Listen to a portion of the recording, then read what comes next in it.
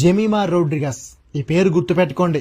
భారత మహిళా క్రికెట్ భవిష్యత్తులో ఈ పేరు చాలా కాలం గుర్తుండిపోబోతోంది.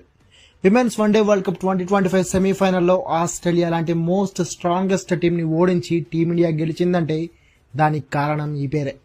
ఒక పక్క స్టార్ బ్యాటర్ స్మృతి అవుట్ అయిపోయినా ఆమె తాలూకా రెస్పాన్సిబిలిటీని కూడా నెత్తికెత్తుకుని అద్భుతమైన అజేయ సెంచరీతో కాలకేయుల్లాంటి ఆస్ట్రేలియా టీంని అమరేంద్ర బాహుబలిలా మట్టి కనిపించింది.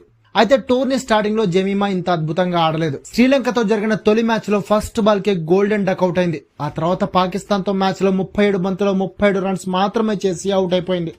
సౌత్ ఆఫ్రికాపై మళ్లీ డకౌట్. చివరిగా ఆస్ట్రేలియాతో లీగ్ మ్యాచ్ లో 21 బంతుల్లో 33 రన్స్ కొట్టి కొద్దిగా ఫామ్ లోకి వచ్చినట్లే కనిపించింది.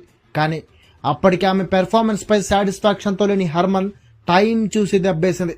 ఇంగ్లాండ్ తో మ్యాచ్ లో ఎక్స్ట్రా బౌలర్ తో ఆడాలనుకుంటున్నామనే సాకుతో చల్లగా టీంలో నుంచి జెమిమాని తప్పించేసింది. కానీ ఆ మ్యాచ్ లో కూడా ఇండియా ఓడిపోయింది.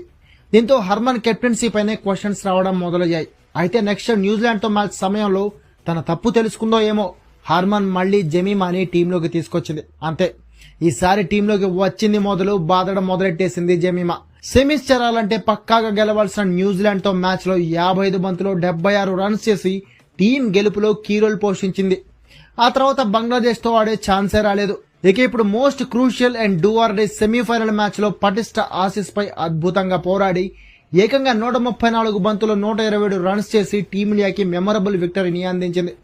అయితే మొత్తం ఇన్నింగ్స్ లో 14 ఫోర్లు కొట్టిన జెమిమా ఒక్క 6 కూడా కొట్టకపోవడం విచిత్రం.